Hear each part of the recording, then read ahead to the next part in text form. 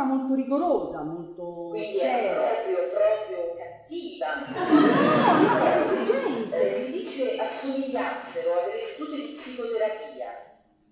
No, no, anzi, nella prima Quand j'ai vu Victor, j'ai vu des danseurs qui parlaient naturellement sur scène, sans microphone, sans amplification. Certains, ils avaient une voix plus forte, et certains, tu devais faire un petit peu plus comme ça, mais c'était très naturel, c'était très beau comment ça s'est passé.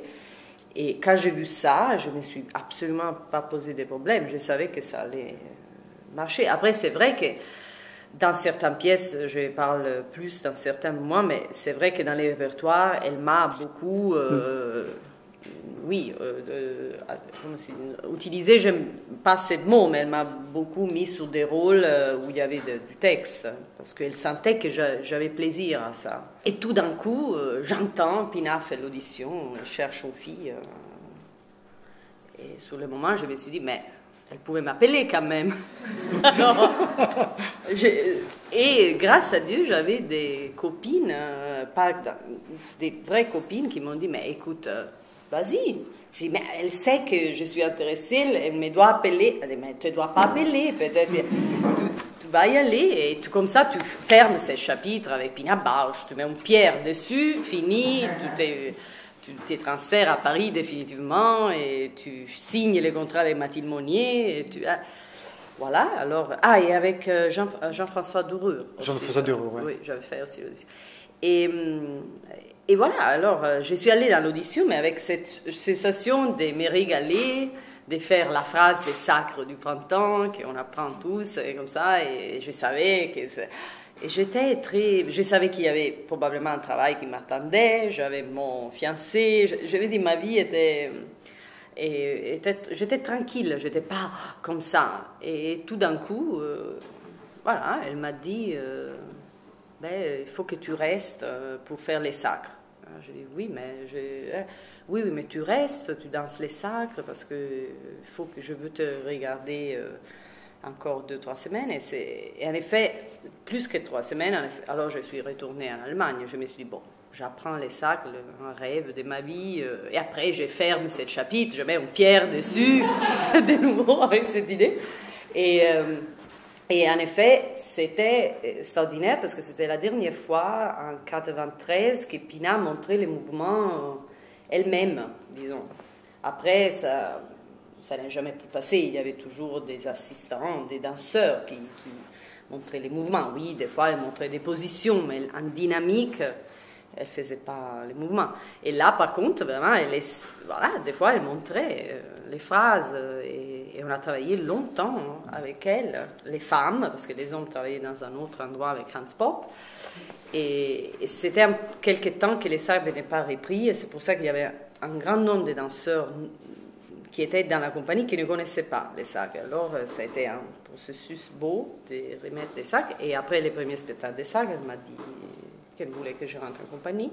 Les pièces que j'ai créées, bien sûr, tu as un rapport spécial parce que tu as fait les processus de création. Mais parfois, sont les pièces où tu as... parce qu'elles sont liées à une période spécifique de ta vie. Après, 10 ans après, tu dois redanser peut-être ces rôles où tu es comme ça, par exemple, très enfantine. Entre-temps, tu as eu un enfant, tu as passé plein de choses. Tu te rends compte qu'il y a comme un décalage, disons.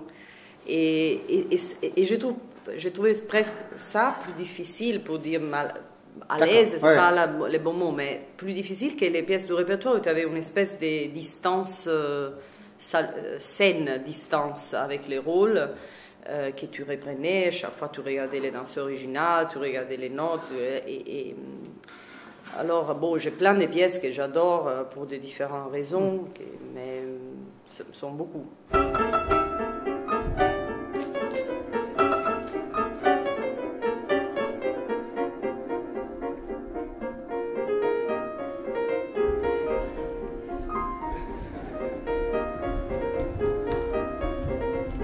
C'était une expérience très très belle parce que j'ai travaillé avec ces danseurs qui en mélangeant mes propositions de mouvements, mais beaucoup de mouvements sont aussi à eux, retransformés, etc. Et je regarde qui j'ai devant. Ça veut dire, pour moi, ça n'a aucun sens de créer quelque chose sans voir vraiment les gens qui j'ai devant, et avec la totale...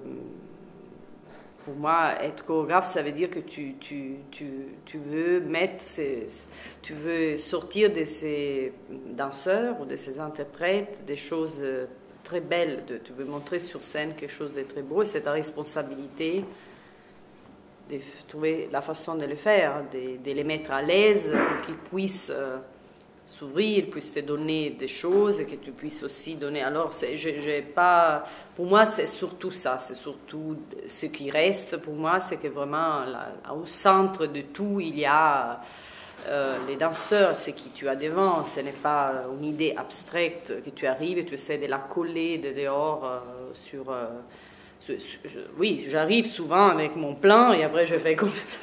souvent j'arrive avec une idée, après je regarde ce que j'ai devant et je dis, bon oui, l'idée, c'est beaucoup plus intéressant.